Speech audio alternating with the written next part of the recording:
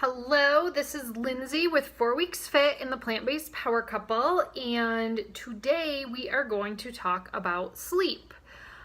Sleep, I think, is one of those things that we don't necessarily really consider when we're on a health, wellness, fitness, weight loss journey.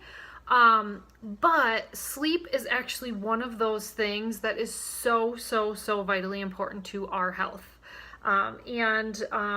Getting adequate sleep is really important, and not getting adequate sleep can really cause a whole host of different health issues.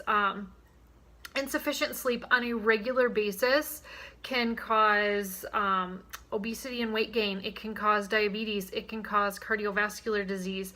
It can cause your body to not want to release weight when you're trying to release weight.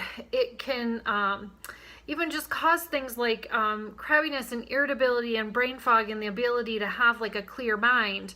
So it can really cause a lot of issues simply if we're just not getting really adequate sleep. And for me, when I really began my health journey and when I really started cleaning up my diet, sleep was one of the first things that I noticed improving. Even before I noticed any like real physical changes, I really noticed that my sleep improved. I was one of those people that would consistently wake between like 2 and 3 a.m. every single night, and I just would not be able to fall back asleep, and I would be exhausted the whole next day because I was up way too early and I had little kids at the time, so I wasn't going to bed at a decent time, and it was really affecting me in my life. And if you're someone that suffers from something like that, then you can relate, and you know how hard it is to function when that is happening. Women, especially if you are someone who has this happening and you have it happening consistently, that you are waking up kind of between like 2-3 a.m. and you're just kind of like cannot go back to sleep, that is actually a really common symptom of something called adrenal fatigue. And I'm not going to go into that in this video, but adrenal fatigue is when your adrenal glands burn out, and that's something that's very common nowadays. A lot of women have it just because of the lifestyles that we lead. And if this is something that you think you're suffering from, if you quite often are waking in the middle of the night and just not able to go back to sleep, please reach out. I'd love to have a conversation with you. It's something that can easily be remedied through nutrition, just altering when we take things in, and different herbs that we can take. It doesn't have to be done with medication.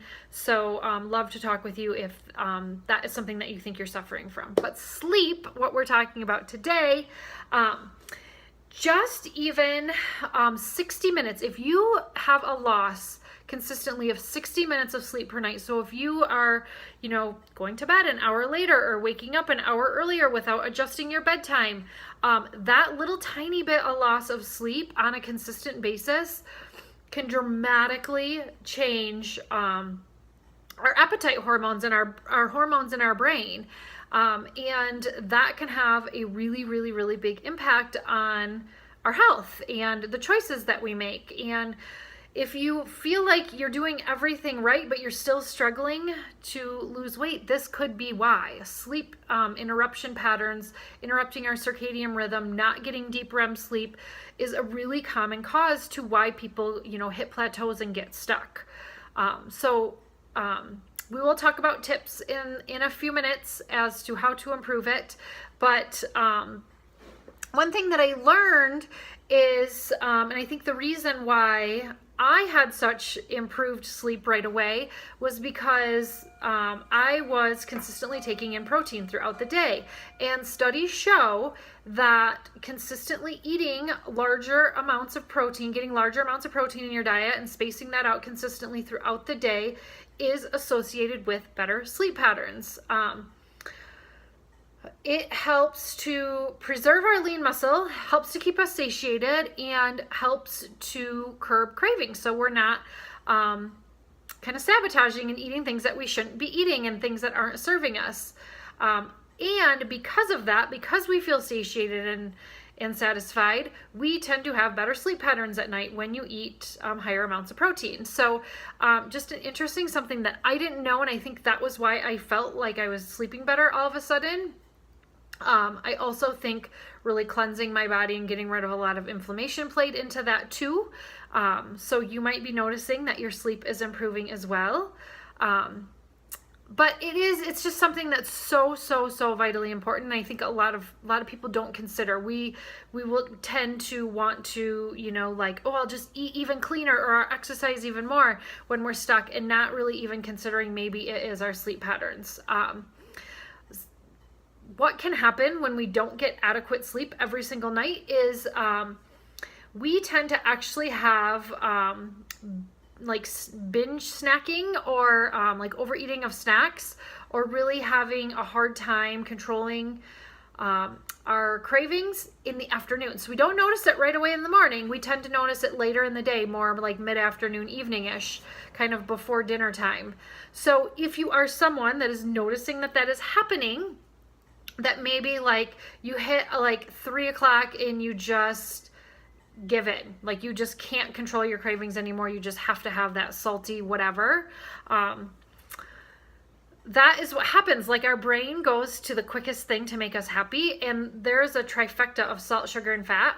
That's like the perfect trifecta of those 3 ingredients that make our brain super happy. It's like stimulates in our brain in the same way that cocaine does, actually, those 3 things. So if you find that you're reaching for something with those 3 things in it, or even one of the things, like, oh, you have to have a sugar fix in the afternoon, or you have to have your salty something, pay attention. It might be because you didn't get adequate sleep the night before, or the past few nights. Really think about that. Think about, how did you sleep the night before? That could be the reason why. So let's talk about what we can do to improve our sleep and make it better.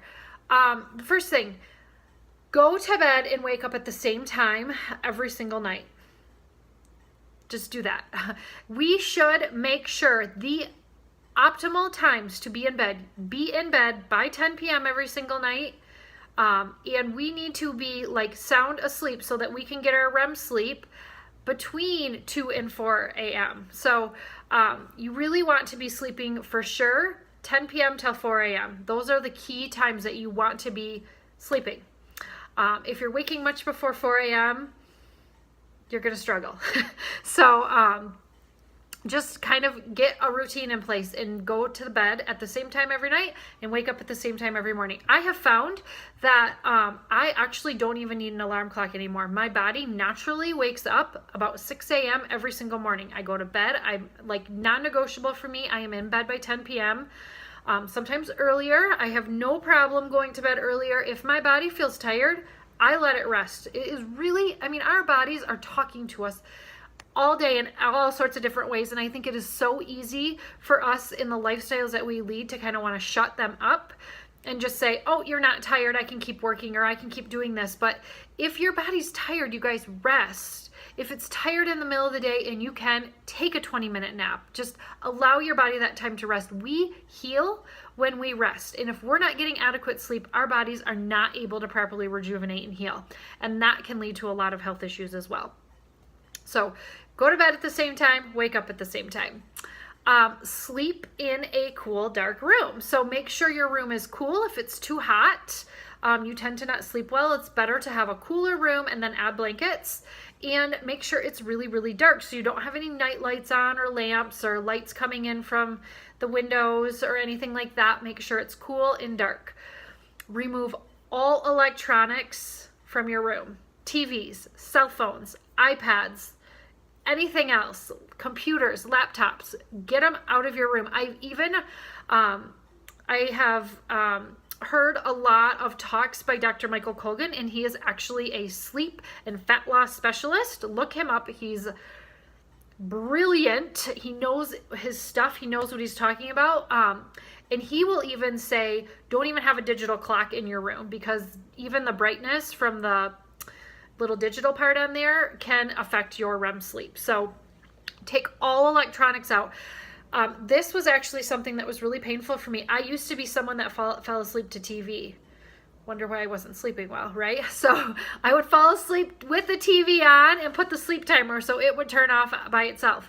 Okay, take the TV out of the room. Even having the screen in there can affect your sleep. Don't have your cell phone right next to your bed. Don't have your laptop right next to your bed. Don't fall asleep working on the laptop. Do your work and then go up to bed. Take them all out. And on top of that, end your screen time. So be done with any screens, any TVs, any laptops, any cell phones, anything like that, an hour prior to bedtime so that we can properly prepare our body to sleep. Having those electronics stimulates our eyes in a way that can really, it's too stimulating and we can't fall asleep, and it affects our deep REM sleep later on in the night. Avoid alcohol. So alcohol is actually a stimulant. So alcohol and stimulants, avoid it. Don't have alcohol, especially right before bed, which is when we tend to want to have like that glass of wine to think that we're winding us down. It's not. It's actually impacting your sleep. It is preventing you from getting really, really good, deep quality sleep. I promise you. Why do you think you feel hungover after you drink? It is not just the alcohol's effect on your body. It is because we don't sleep well. So alcohol is a stimulant, and any other stimulants, caffeine, energy drinks, those sorts of things. Avoid those, especially 4 to 6 hours prior to bedtime, so that we can actually calm our brains down and go to sleep so we're not stimulated. Exercise is something that can actually improve sleep if it's done at the right time.